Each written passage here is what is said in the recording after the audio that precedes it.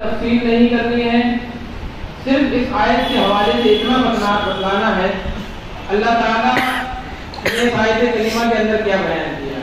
کیونکہ ہم یہ دیکھتے ہیں کہ بعض حجاج جب حج کر کے آتے ہیں تو وہ ہم سے آ کر یہ کہتے ہیں کہ حج کے اندر کچھ نہیں ہے، جاؤ اور چلتے چلے جاؤ، حج ہو گیا.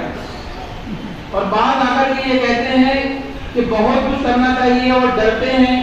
اور بعض حضرات نے اپنے گھر والوں کے بارے میں بتایا کہ وہ ان کے اندر بہت ڈر بیٹھا ہوا ہے اور تیار نہیں ہو پا رہے ہیں.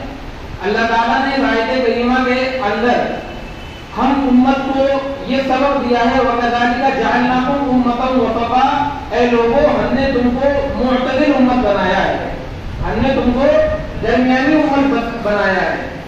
تو میرا کہنے کا حاصل یہ ہے کہ نہ ہم بالکل آزاد ہو جائیں کہ پڑھنا چھوڑ دیں، علماء کا رابطہ چھوڑ دیں اور مسائل کو پوچھنا چھوڑ دیں، اور نہ اتنا گھبرائیں کہ جانے کے لیے ہم تیار نہ ہوں، گھبراہٹ ہو، ہماری طبیعت بگاڑ میں پیدا ہونے لگے. تو اللہ تعالیٰ نے جس طریقے سے ہمیں معتدل بنایا ہے، ہم حج کے اندر بھی معتدل رہیں اور درمیان میں رہیں. اس وقت میں یہ جو ہمیں وقت ملا ہے اس کے اندر ہم جمع ہوئے ہیں اس وجہ سے کہ ہم یہ جانیں کہ حج کسے کہتے ہیں اور حج کیسے کیا جاتا ہے.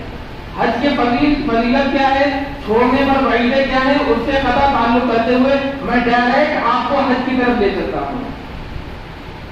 دیکھیے، سب سے پہلے آپ اتنا جان لیں، جب آپ بالکل کم چیز جانیں گے تو آپ کے اندر ایک خاکہ بیٹھ جائے گا، پھر آپ اس کے اوپر کرتے رہیں گے تو دھیرے دھیرے چیز یاد ہونے لگے گی. دیکھیے، حج صرف دو چیز کا نام ہے. حج کے اندر ایک شرط ہے اور دو رکن ہے. آپ نے احرام باندھ لیا، احرام کسے کہتے ہیں، یہ حج سے پہلے کی چیز ہے، یہ شرط ہے. ایک شرط ہے حج کے اندر، کیا ہے، احرام باندھنا. اور دو رکن ہیں. نمبر ایک، یہ عرفات کے اندر وقوف عرفہ کرنا، ایک یہ رکن ہے. اور نمبر دو، طواف زیارت، یہ رکن ہے. عرفات کے اندر آپ چلے گئے، جانے کے بعد میں آپ سو گئے، بیٹھے رہے، کچھ بھی کرا، آپ کا وقوف عرفہ ہو گیا، آپ کا رکن ادا ہو گیا. اس کے بعد میں آپ نے طواف زیارت کر لیا، آپ کا حج جو جسے کہتے ہیں کہ صرف پلر رکھ دیا اور اس کے اوپر ہم نے گھر کی عمارت بنا دی، ابھی فنیشنگ نہیں آئی ہے. تو آپ نے احرام باندھ لیا، وقوف عرفہ کر لیا، طواف زیارت کر لیا، آپ کا حج ہو گیا.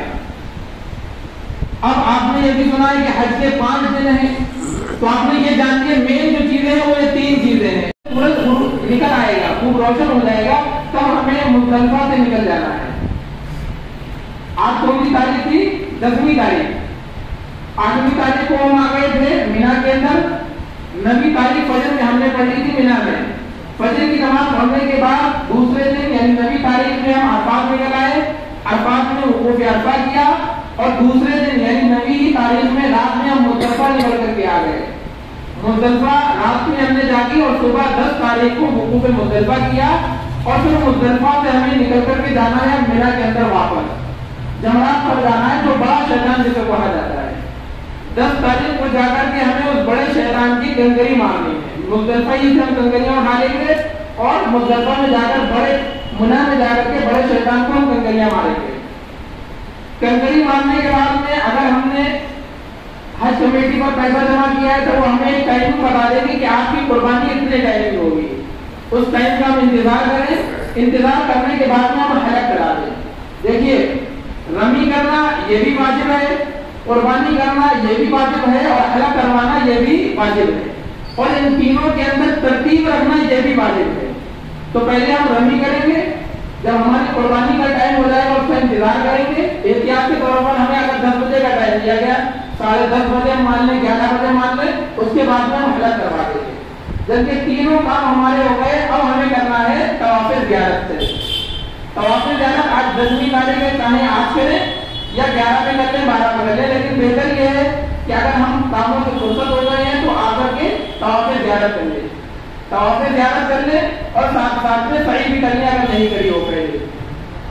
ہمارا احرام مکمل ہو چکا ہے. احرام